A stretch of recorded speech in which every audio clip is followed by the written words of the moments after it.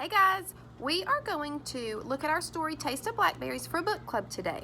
Now, Miss Anderson and I gave everybody their book on Thursday, so you should have your book at home. I want you to pause this video, go and get your book right now. You're going to need it. Do that now. All right, now you have your book, and we're going to read together. If we were in class and we're reading together, your eyes are on your words, on your text the whole time. So as I'm reading to you today, I want you reading along as well. Listening to someone read your book is always a good thing, but it's better if you read with the person reading to you. So eyes on text the whole time. There may be times where I stop and say, you finish the rest of that page right now. There will be times where I say, okay, you finish reading the rest of the chapter by yourself, or things like that. So you have to have your book and you have to be following along the whole time. When you left off on Thursday, we finished at page 44. So I'm going to start on page 45, and that's chapter 5. You can go ahead and turn to chapter 5, page 45. Turn there now.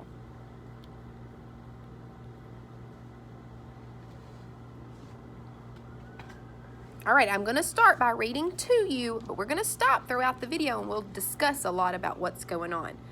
When we left off at the end of chapter 4, the narrator, who we don't know his name yet, the narrator of the story, had just lost his very best friend, Jamie. Jamie had just died. He just realized that Jamie was dead from those bee stings. He hasn't quite he knows it in his brain, but he hasn't figured it out inside yet. He's still he's in his room. He's processing exactly what's happened. He hasn't cried yet. He doesn't really know how to deal with this feeling of losing his best friend. He loved his best friend, but he almost is a little bit in denial. He doesn't want to accept the fact that Jamie is gone and is dead. All right, chapter 5. This setting is the night that Jamie has died. I sat in the bathtub and poked ripples in the water. Soapy whiskers covered my chin. I hadn't eaten lunch before and now hadn't eaten supper. Dad and Mom were getting ready to go to the funeral parlor. They asked me if I wanted to go, but I couldn't do that to Jamie. It seemed that as long as I acted like he wasn't dead, he wouldn't be dead.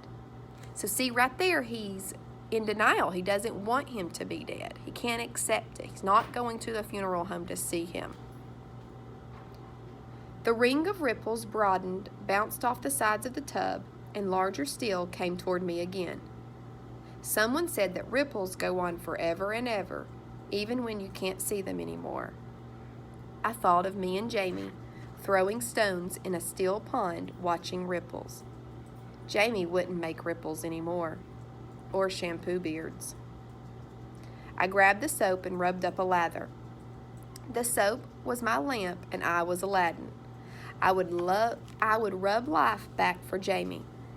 Someone knocked at the door. We're going now, sweetheart. We won't be long. If you need anything, you go over to Miss Mullins's.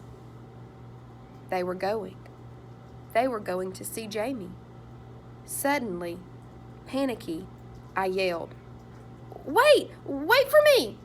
I submerged and let the soap rinse off me. I rubbed my hair as dry as I could and combed it. Mom straightened my part.